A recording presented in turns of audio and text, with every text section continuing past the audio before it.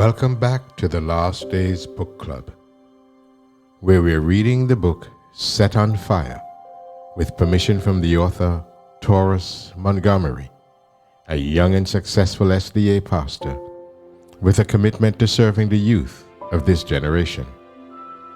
The story is an autobiography of his life, where as a child he grew up in the hood in Mobile, Alabama.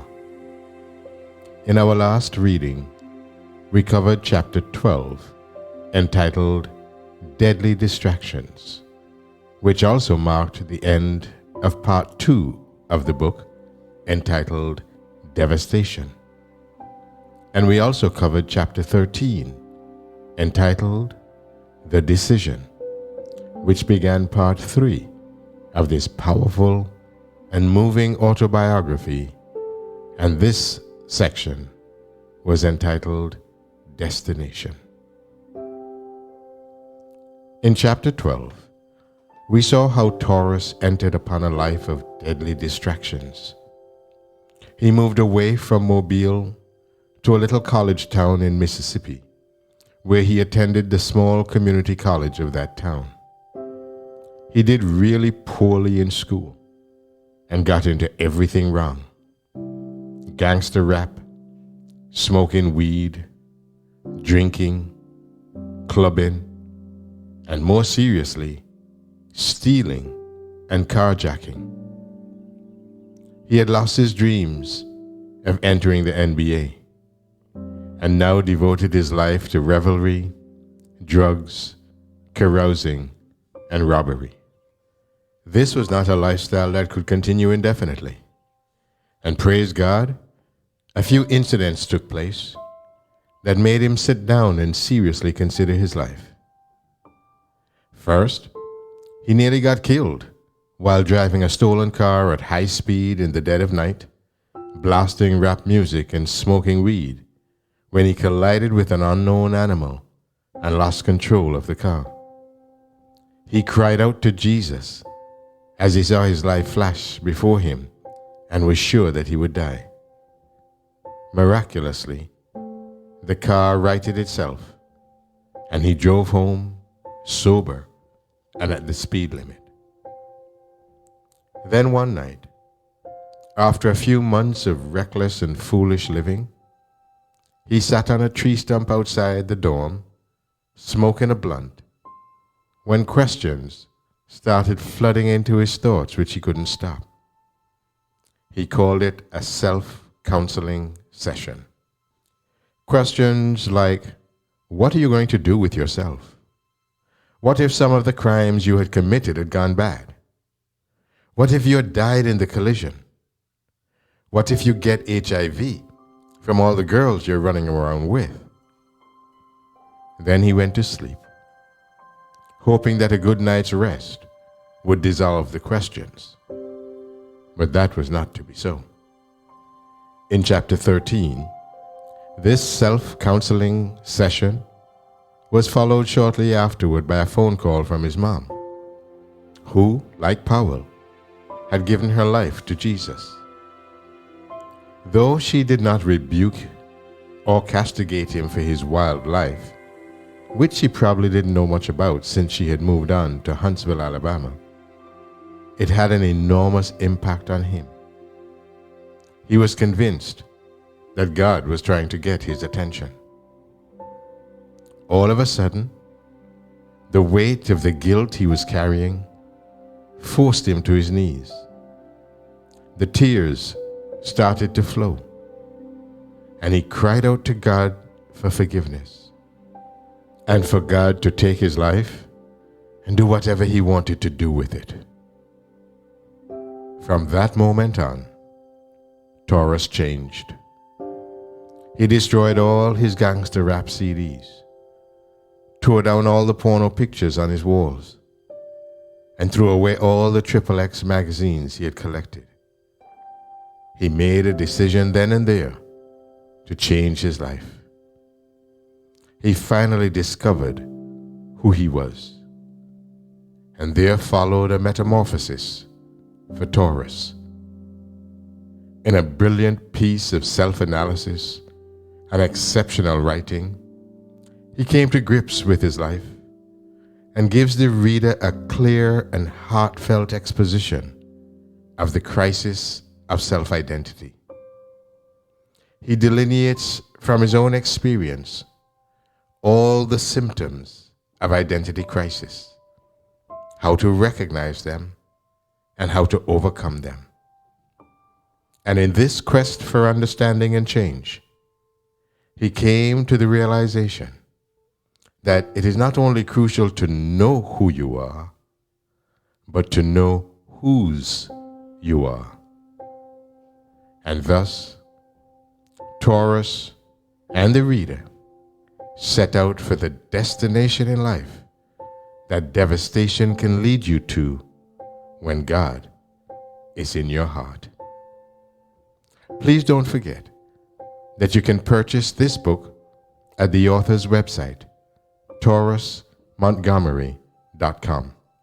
That is TaurusMontgomery, TaurusMontgomery.com. And read along with us as we pick up the story today in chapter 14, entitled, He's on Fire.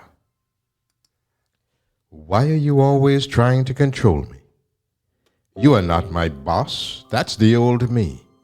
Hey, devil, I know you want me chained, but you have been defeated and your power has been drained.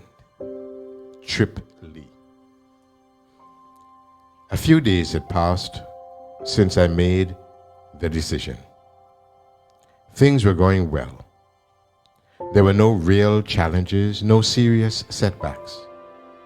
My friends didn't try to tempt me or force me to go back to my old ways. But I soon found out in the most frightening way that there was someone who did not care about my decision. This dude did not want to see me succeed at all. Where I'm from, we label these types as haters. People who are going nowhere because of their own issues. And when you start trying to do something with your life, they show up to discourage you. In college, going to bed late was a habit. This night, it was no different. I was sitting in my dorm room. I noticed something on top of my gray and black stereo system. It was a black book, a King James version of the Bible. Powell had given me his Bible as a gift when he and Gabe dropped me off for school. I'd forgotten all about it. It was kind of like a piece of decoration. I hadn't opened it once. I reached up for the Bible, grabbed it, and sat it down on my desk. It was very dusty, like it had been in an attic. I cracked it open and noticed the pages were worn out from being turned. I guess that means he used it often. I held that book in my hand like a fat kid holding a Twinkie. I was ready to feast on God's Word. I wanted to learn as much as I could. I had also received a set of Bible lessons from him called Amazing Facts Bible Studies. I was sitting there reading for about 3 hours, one lesson after another.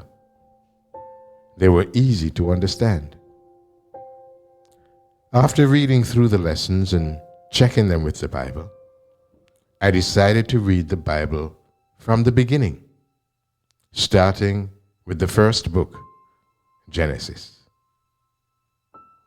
As I read about the creation of the world, I was amazed. When I got to Genesis chapter 1, verses 26 to 27, out of nowhere, the hater showed up. He didn't even knock on the door. He just came right on into my room, unwelcomed, unwanted, and uninvited. There were no footsteps to warn me that he was coming. I felt his presence standing over my left shoulder. I was afraid to look up and around. And before I knew it, he bombarded me with discouragement. What do you think you're doing, man? Why are you sitting there pretending like you're reading? That stupid book is not going to help you. What about those girls, man? You know you can't stop having sex. How are you just going to be dissing me like that? He continued by reminding me of all the things I had done in the past. In case you're wondering who this person was, I'm talking about the devil. This dude is the biggest hater you will ever meet. That night, I felt the presence of evil strongly, closely, and so real.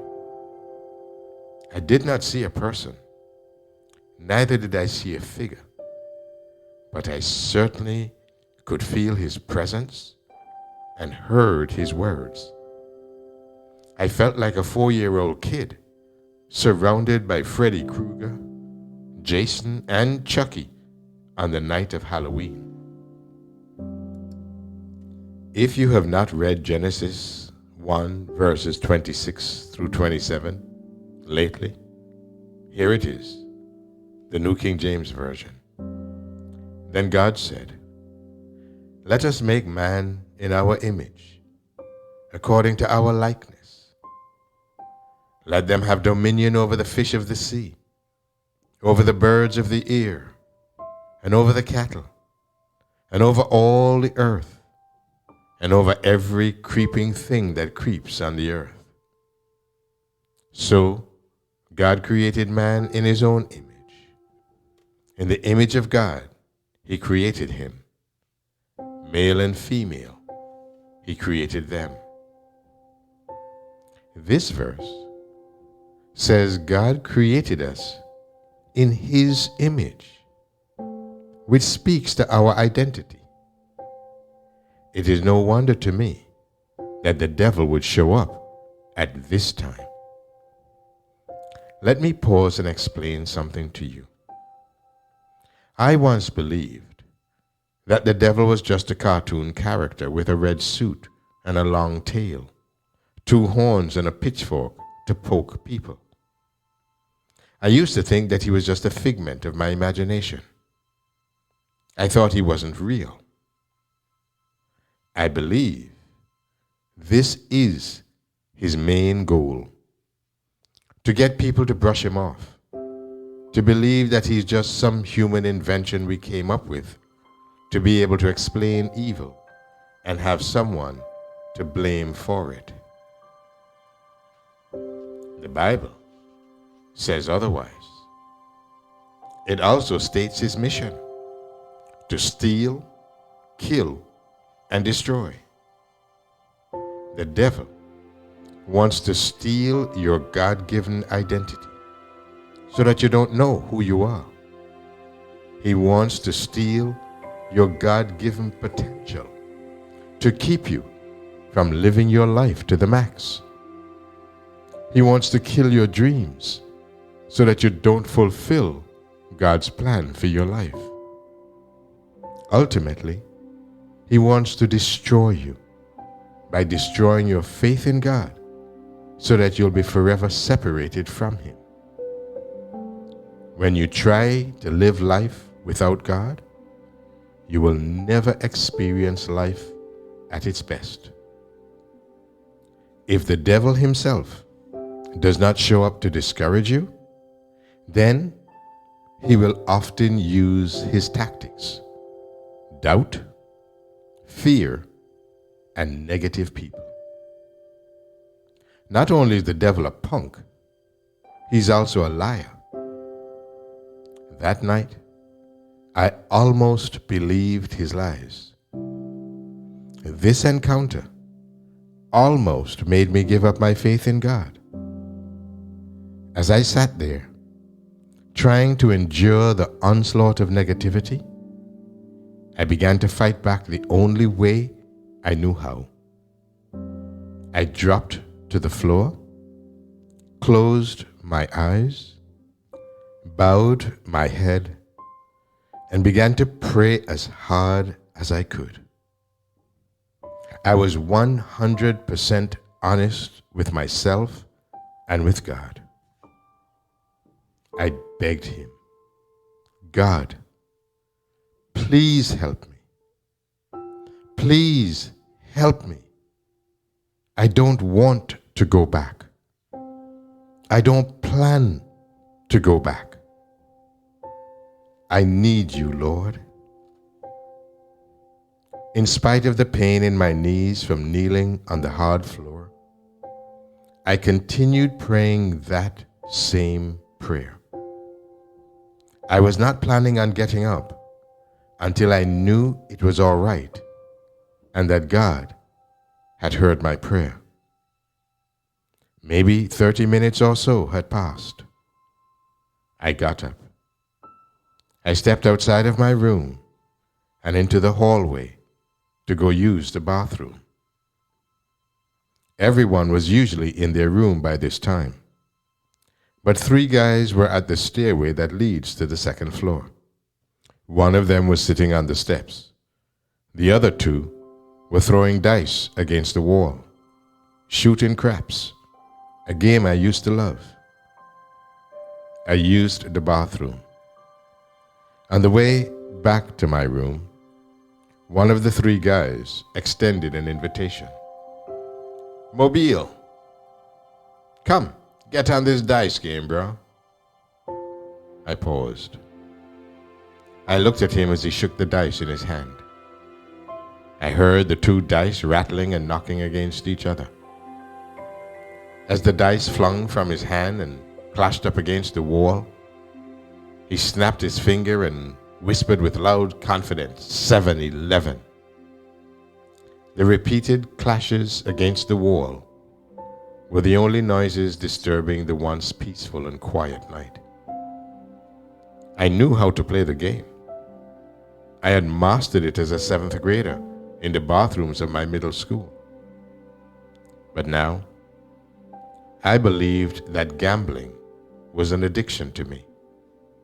It was a waste of my time and money, and it could ultimately waste my life. That belief came forth when I replied to his invitation. Man, don't you know that gambling is a sin? I admit that my statement was a bit strong, but they didn't seem to take it that way. For real? One replied. Another one of them asked with curiosity, what you mean by that, man? I proceeded to unpack the meaning of my statement by explaining how their money and time could be put to better use. I don't remember what examples I used or exactly what I said, but they were impressed. In fact, they stopped playing with the dice and started asking me other questions about life, about God, and the things they've always wondered about in the Bible. I was blown away by how it all went down. But here is the most amazing part about that night. It started out with just those 3 guys asking me questions. But the 3 then turned to 4, the 4 to 8, the 8 to 10. The crowd just kept increasing. Guys were coming out of their room to hear what I was saying. What's crazy is that everything I had been reading, all the Bible studying during the previous few hours before that hater came into the room, these things were coming to my mind as I spoke. Examples, stories, and illustrations to make the points clear were coming out of thin air. By the time it was over, there were anywhere from 15 to 20 guys sitting on the steps or on the floor, standing up or leaning against the white painted walls at the entrance of the dorm. We were there for at least an hour. I was going on. I spoke with so much enthusiasm. I was caught up in the art of explanation. My hands were flying all over the place. I looked like a rapper on a video being watched on mute. I desperately wanted to make the truth clear to them. As they shot out one question after another, the answers flowed like water down a stream. The hour was very late by now. I knew it was after 2 a.m. When it was over, I prayed with them. We dropped it up and went back to our rooms. I'm not sure what they did when they got into their spot. As for me, to my knees I went. I began praising God for using me in such a powerful way. I thanked Him for answering my prayer. Within minutes, He had transformed my discouragement into a source of encouragement. I began to notice that I got energy from speaking to people. My influence on campus increased. I talked, and people listened.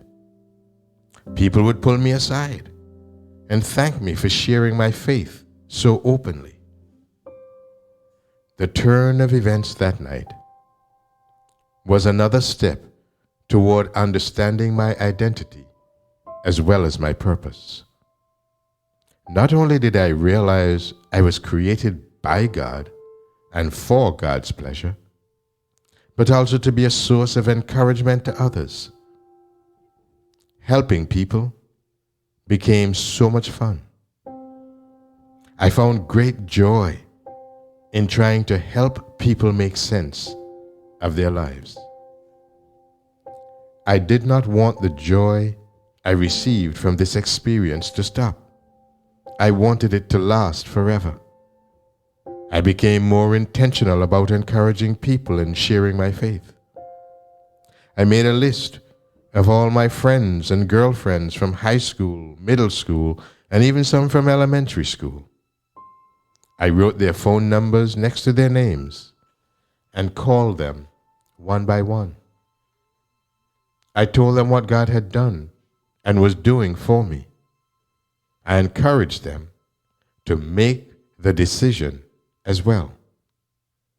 The more I shared, the more excited I got. Around campus, I talked with anyone willing to listen. I dished out small booklets containing God's promises for all who put their trust in Him. One day, while sitting in the cafeteria eating my food, I felt an urge to stand on top of the lunch table, wave to everyone to get their undivided attention, and to tell them about my new relationship with God. But then I started thinking, they might think I lost my mind. I thought it might do more harm than good. So as bad as I wanted to do it, I didn't. God was teaching me to control my zeal. I started to look forward to the weekends more and more, because now, rather than going to the club every Friday and Saturday night, I started going to church in Mobile every weekend with my brother. I let the church people know that I wanted to live my life for God 100%. I told them that I wanted to be baptized. Several of the old ladies at the church would say to one another in my presence, "This young man is on fire. He's on fire for God." I didn't really understand what they were talking about. But then I read about a dude in the Bible named Jeremiah, who was a messenger for God. This is what he said: His word is in my heart like a fire shut up in my bones. I'm weary of holding it in. Indeed, I cannot. Jeremiah 20 and verse 9, New International Version. What these ladies were alluding to was the passion and zeal that I had.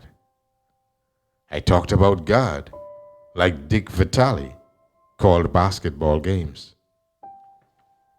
Back in the day, before there was NBA 2K or NBA Live, there was NBA Jam. The highlight of this video game was when the player became unstoppable. He was unstoppable because every shot that he took always went in. Once you got into that mode, there was pretty much nothing that your opponent could do about it. The commentator on the game would say, "He's on fire." That was the magical moment of the game. But before a player could get on fire, he had to make 3 shots in a row. In other words, he had to be consistent. I was consistent when it came to sharing my faith and talking about God. I felt like I couldn't be stopped. I knew that the fuel for the fire came from my devotional life, the time I spent every morning dedicating myself to God. I realized that keeping it 100 with God was something I had to do every day if I wanted to be a real Christian. I did this by reading my Bible and praying. Often I would stay up late, reading for hours. I wanted to know God more and more. I really liked talking to Him. Whether it was a prayer for passing an Algebra 2 test, finding a ride to Mobile so I could go to church, money to pay for stuff, or courage to tell people what He was doing in my life, He answered all of these prayers and more. I began to sense how God was working even in the smallest things in my life.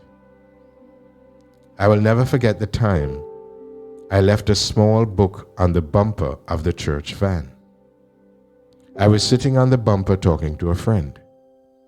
When the van driver came to take the van back to the church, I got up but left the book there. I did not realize it until I got ready to leave my friend's house and wondered where I placed the book. Then it hit me. I left it on the van. I went into panic mode. The book did not belong to me. I borrowed it from one of my professors who told me to return it with a Judge Judy kind of look on her face.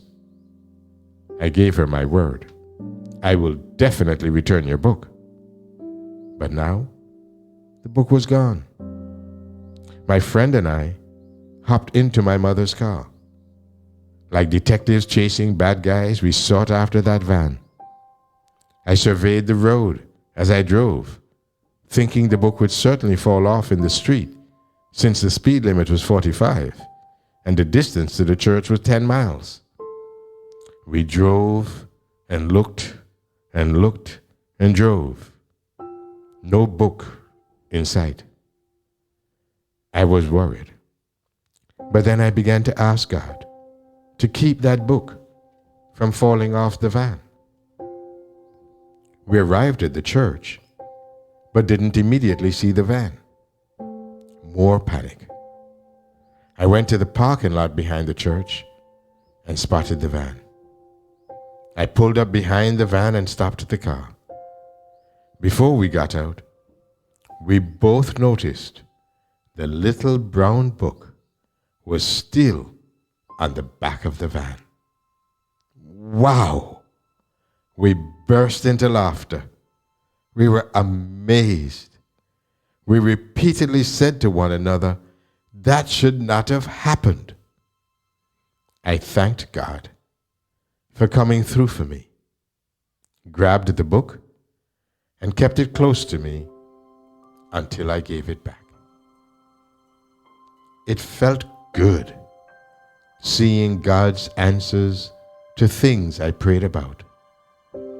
It let me know that He was really listening when it felt like sometimes I was just talking to the ear. I began to notice that the more time I spent in prayer and reading His Word, the more fired up I was about succeeding in other areas of my life, especially when it came to my education. My attitude about school had changed. I stopped skipping classes and started skipping to class. I had a pep in each step. It's like I turned into a nerd. I was a cool nerd, though. In the process of time, about 3 months to be exact, I realized that there was something I needed to do. That fiery drive that was permeating my life was on the verge of being quenched. There was something I had to let go of if I really wanted to go deeper with God. I began to see that I could not reach my full potential and fulfill the purpose God had in store for me if I was not willing to let it go. You might be wondering at this point what it was. Well, I'm glad you asked. Andrea and I reconnected at a club one night. It was a New Year's Eve party. We actually had known each other since the 2nd grade.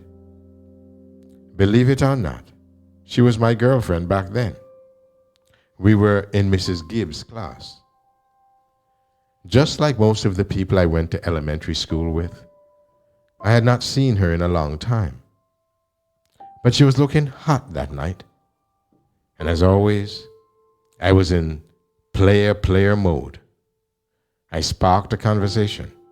We began to talk. We exchanged numbers. And within a few weeks, she was my lady and I was her man. I was actually serious about the relationship. She was really a good girl, the wifey type. Someone I considered settling down with. But when I made the decision, things began to change. After I told her about my desire to live for God, she was cool with it, very supportive and understanding. She even began going to church with me.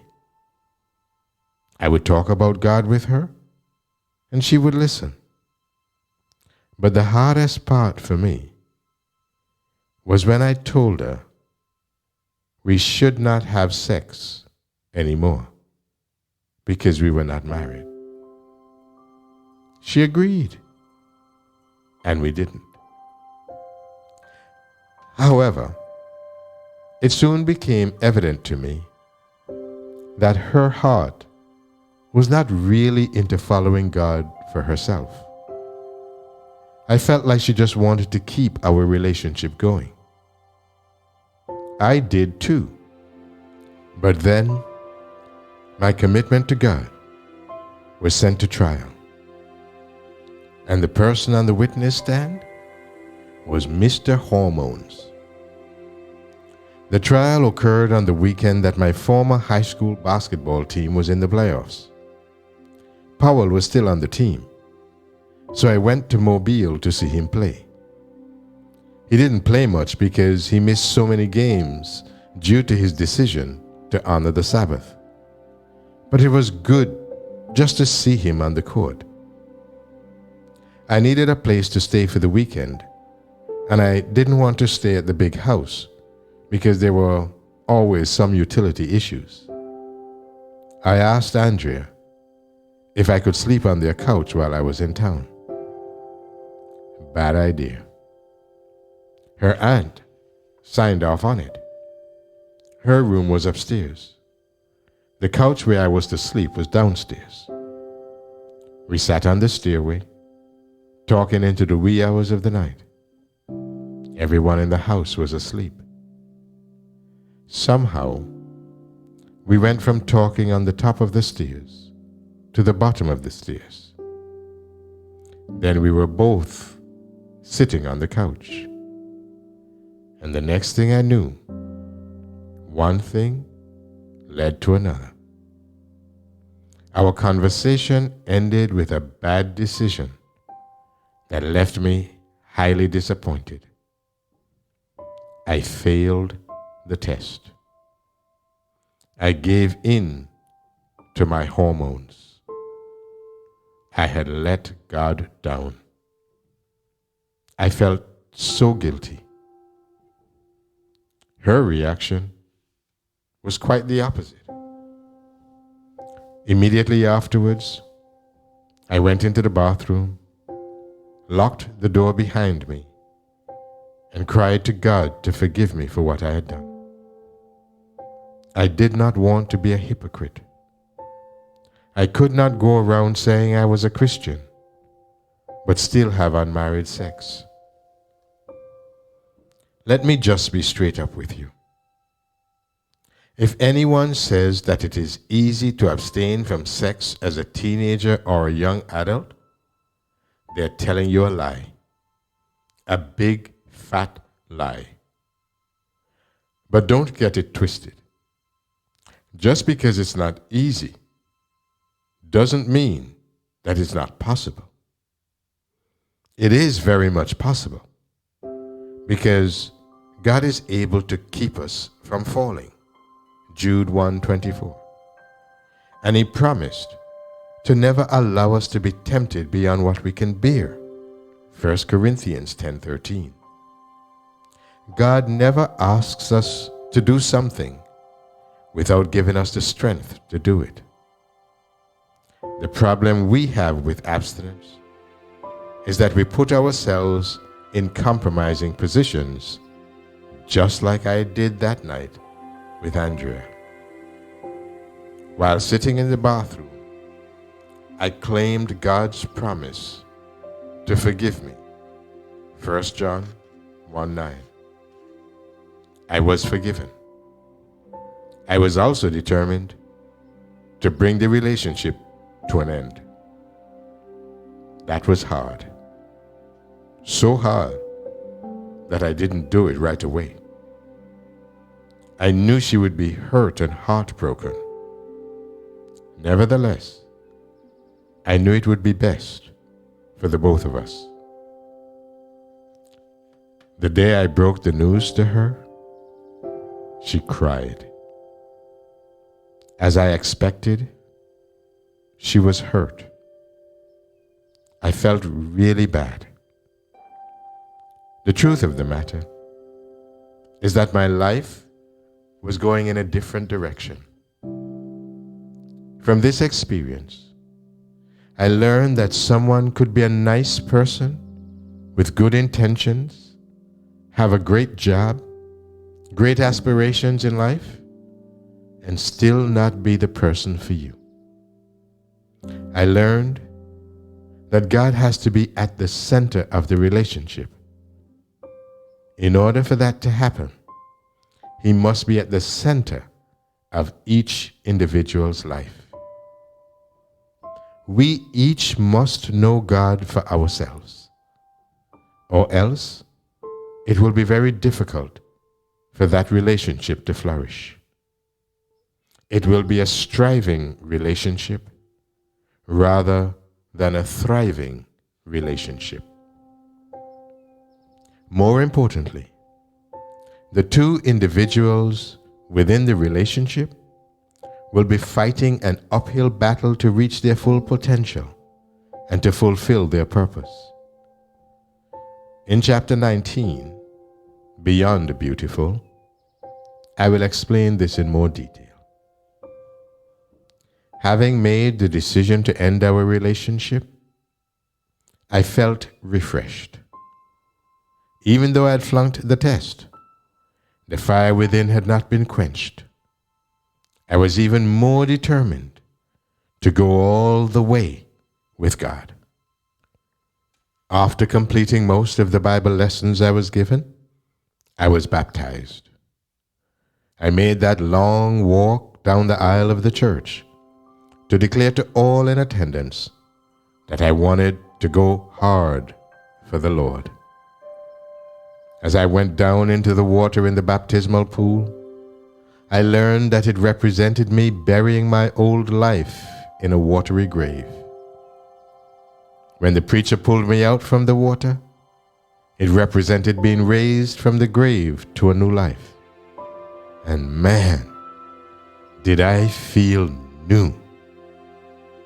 I had a new attitude about life, a new understanding about learning, a new perspective on relationships, and a new discovery regarding my life's purpose and destiny was about to take place. My old self has been crucified with Christ. It is no longer I who live, but Christ lives in me.